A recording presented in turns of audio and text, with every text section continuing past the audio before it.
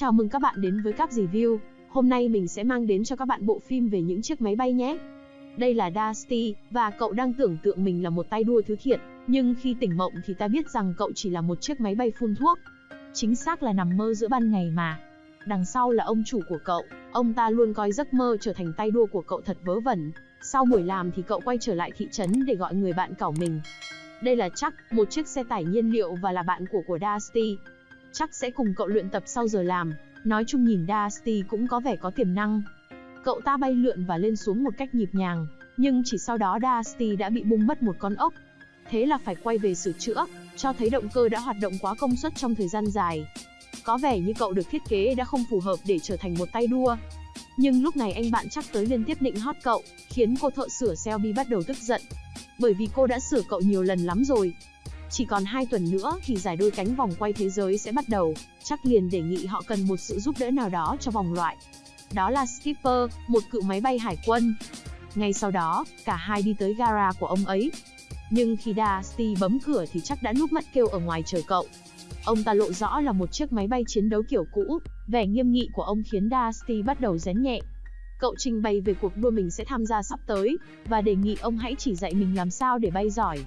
Nhưng Skipper đã thẳng thừng từ chối. Dusty kiên trì bấm cửa thêm lần nữa, nhưng lại nhận được lời từ chối thêm lần nữa. Hôm sau, hai người bạn vẫn quyết định tới tham gia vòng loại. Tại đây đều là những tay đua lành nghề, và chẳng ai là máy bay phun thuốc mà đi thi như Dusty cả. Và hôm nay một vị khách đặc biệt cũng có mặt, xuất hiện với làn khói xanh sau mình. Anh ta chính là Rip Slinger. Có vẻ cả Dusty và Chuck cũng vô cùng hâm mộ anh ta. Ban tổ chức thông báo hôm nay sẽ là vòng sơ tuyển cuối cùng cho mùa giải, chỉ chọn ra 5 máy bay tham gia vào vòng chung kết. Các máy bay sẽ phải bay qua những ngọn tháp của ban tổ chức, và sẽ tính thời gian để chọn ra 5 người nhanh nhất. Đã có những máy bay phát nổ khi gần hoàn thành bài thi, rồi đụng cả ngọn tháp của ban tổ chức. Cuối cùng cũng đến lượt Dusty, cậu là tay đua cuối cùng hôm nay. Ban tổ chức còn tưởng có nhầm lẫn, vì cậu là một máy bay phun thuốc. Những tay đua khác thấy vậy bắt đầu chế nhạo cậu. Nhưng do Ty và Chuck đã bảo vệ và động viên Dusty bình tĩnh thi đấu. Cậu bỏ qua rèm pha để bắt đầu bài thi. Dusty nghiêng mình qua những ngọn tháp thấp đến mức chạm đất. Việc lách qua 3 tháp cũng chẳng gì khó khăn, cuối cùng là cất cánh bay cao và hạ cánh một cách an toàn. Nhưng kết quả chỉ là về thứ 6. Dusty quay về tiếp tục công việc trong vẻ mặt ủ rũ, và từ xa Skipper đã quan sát cậu. Nhưng lúc này người của ban tổ chức đã tới thị trấn tìm Dusty. Họ phát hiện tay đua số 5 đã sử dụng chất cấm, nên Dusty đã được đẩy lên vị trí thứ 5. Đồng nghĩa với việc cậu được tham gia vòng chung kết giải đua toàn cầu Wings. Khi mà Dusty nhìn chặng đua sắp tới đã khiến cậu bắt đầu lo lắng. Lúc này Skipper xuất hiện, ông khuyên cậu nên rút khỏi cuộc đua, một phần là do chính cậu, phần còn lại những tay đua khác đều là những tay đua kỳ cựu. Dusty giải thích cậu biết rõ bản thân mình, nhưng chính vì thế mà cậu muốn chứng minh, mình không chỉ là một chiếc máy bay phun thuốc. Nghe vậy, Skipper đã để lại cậu lịch hẹn vào ngày mai lúc 5 giờ sáng. Hôm sau, chính ông là người huấn luyện cho Dusty. Sau khi đã quan sát cậu lượn vài vòng, thì ông yêu cầu Dusty bay lên cao trên những đám mây đó. Có vẻ đây chính là lần đầu tiên cậu bay cao đến vậy. Rồi Dusty đã quay lại nửa chừng, khi bị Skipper hỏi lý do, thì Dusty giờ mới thừa nhận là mình sợ độ cao. Mọi người đều ngạc nhiên vì cậu là máy bay sao lại sợ độ cao. Skipper liền nghĩ phương án bay thấp cho cậu nhưng vẫn phải nhanh. Rất nhanh sau đó là giáo án bay sát đất của Skip, nhưng có vẻ bài học này cậu chưa đạt được điểm tuyệt đối từ ông. Sau đó là đề xuất tăng động cơ, hoặc gỡ bớt chi tiết cho Dusty nhẹ lại. Thế là cậu chọn phương án tăng động cơ. Dusty tập luyện từ ngày tới đêm, ngày nắng hay cả ngày mưa. Sau nhiều ngày luyện tập thì Dusty đã đạt được tốc độ mong muốn. Sau đó, cậu được in hẳn biểu tượng huy chương của phi đội lên thân mình. Ngày tới thành phố đã đến, Dusty được lệnh hạ cánh nhưng sai đường bay xém nữa thì thành đống sắt vụn. Rồi cậu cũng tìm được anh chàng bên ban tổ chức, một cô gái xuất hiện khiến Dusty trở nên ấp úng. Tiếp theo là Rip Slinger, hắn ta liền tỏ rõ vẻ khinh thường cậu. Sau đó Dusty tiếp tục gặp anh chàng đến từ Mexico, có tên là Chuck Abre. Anh chàng có tính khá lập dị, còn chọc quê đối thủ bằng cách quay mông vào hắn ta. Dusty nhanh chóng tới làm quen Chuck Abre. Cuối cùng thì chặng đua đầu tiên đã chuẩn bị bắt đầu. Vòng chung kết sẽ có sự tham gia của 21 tay đua. Lần đầu tiên trong đời, Dusty được chứng kiến sự cuồng nhiệt trực tiếp như vậy. Cũng là lần đầu tiên trong lịch sử, một máy bay phun thuốc tham gia cuộc đua. Chuck Abre tốt bụng cho cậu vài lời khuyên trước khi bắt đầu, nhưng anh chàng lại bị phân tâm ngay bởi một cô nàng phía trước, có tên là Roselle. Rồi các tay đua bắt đầu xuất phát, Dusty lấy một hơi thật mạnh để giữ bình tĩnh. Các tay đua bắt đầu cất cánh, và ai nấy đều tỏ ra vô cùng suôn sẻ. Chặng đầu tiên là từ New York tới Iceland. So với các đối thủ đang cao vút trên mây, thì Dusty đang là người duy nhất bay sát mặt biển. Nhưng cũng chẳng dễ dàng gì khi bay vào vùng băng tuyết đang bao phủ.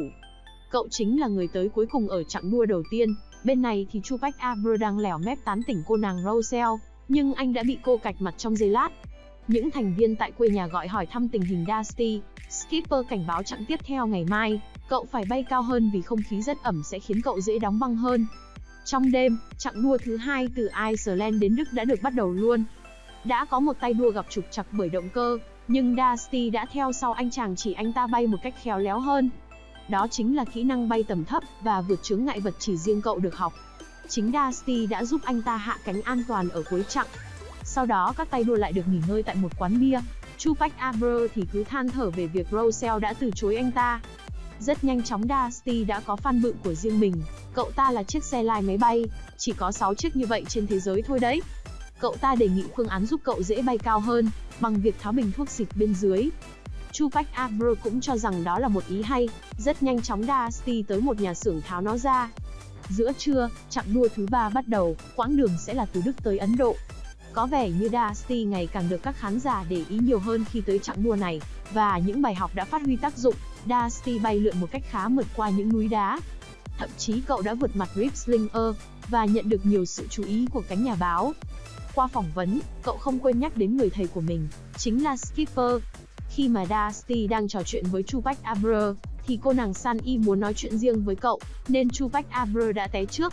Cô nhanh chóng dẫn cậu tới một nơi. Họ bay qua con sông với tràn ngập đàn cỏ trắng bên dưới, và bay qua một ngôi đền. Lúc này Sunny gợi ý Dusty nếu bay thấp có thể bay theo đường dây xe lửa. Nó chạy dọc theo dãy Himalaya, nên cậu có thể bay thấp theo nó. Hôm sau chặng đua tiếp theo bắt đầu, không dài nhưng khá nguy hiểm, đó là vượt qua dãy Himalaya. Nghe lời Sunny, Dusty bay dọc theo đường dây xe lửa. Lúc này xuất hiện một đường hầm phía trước, cậu tính quay lại nhưng rồi đổi ý sẽ bay qua nó. Dusty tăng tốc bay vào trong, hai bên cánh đã có những va chạm nhẹ với căn hầm. Cộng với một con tàu đang trên đường di chuyển đến, may mà ông ta phanh gấp giúp cậu kịp thoát ra. Dusty bay tới cuối chặng đua là Nepal, nhưng lại chẳng thấy một ai. Cứ ngỡ rằng mình đang ở thiên đàng, thì cậu được thông báo cậu chính là người đã về đích đầu tiên. Khi mà các nhà báo đang phỏng vấn, thì Dusty nhìn thấy Sunny từ xa. Cậu nhận thấy cô đã có một cánh quạt mới, chính là loại đặc biệt trong đội của Rip Slinger. Giờ cậu mới nhận ra, Sunny đã lừa mình để đổi lấy cánh quạt mới từ hắn. Nên cậu đã quay lưng với cô và không quên cả khịa Rip. Cuộc đua tiếp tục, là từ Nepal tới Trung Quốc. Dusty vẫn giữ phong cách bay thấy của mình, và ngày càng nhiều fan ủng hộ cậu hơn. Chỉ có Rip là luôn cay cú vì bị cậu vượt mặt. Lúc này, Dusty cùng các tay đua đã có mặt tại Thượng Hải, chắc nói sẽ cùng mọi người tới Mexico để gặp cậu ở cuối chặng đua. Sau đó Dusty thấy Tupac Amaru có vẻ gấp gáp, anh ta nói rằng sẽ quyết tâm cưa đổ Rochelle.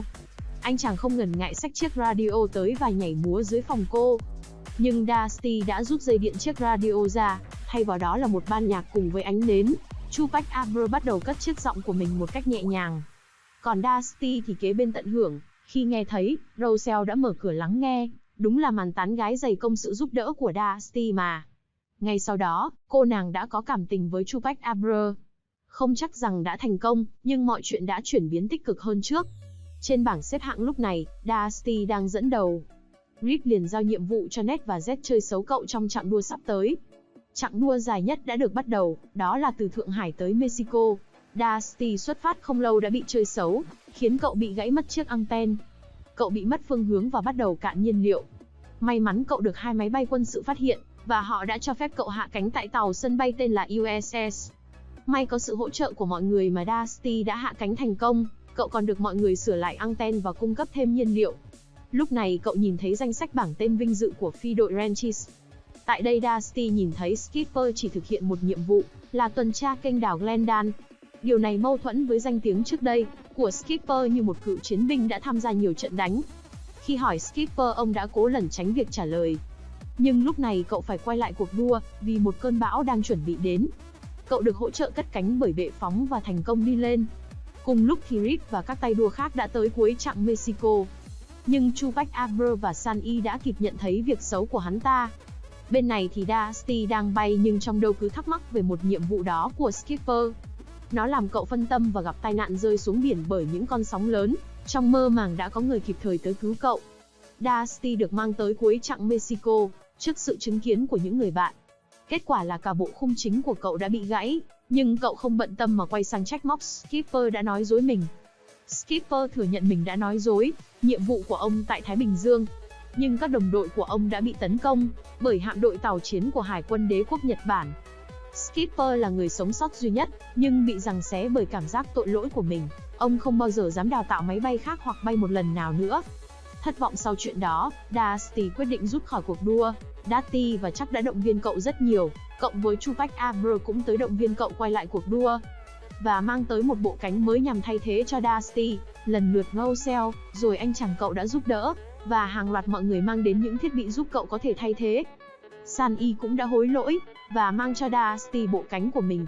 Rất nhanh sau đó, Dusty đã lên bàn mổ, và sau đó cậu đã xuất hiện với một diện mới. Dusty quay trở lại đã làm Rip Slinger bắt đầu sợ hãi, hắn lại lên kế hoạch để trừ khử cậu cho tới chết, nhưng đâu ngờ Skipper đã nghe thấy. Chặng đua cuối cùng hôm nay là quay trở lại New York. Những tay đua lần lượt đều đã xuất phát, nhưng vì sự cố khách quan nên Dusty bị phạt xuất phát muộn hơn.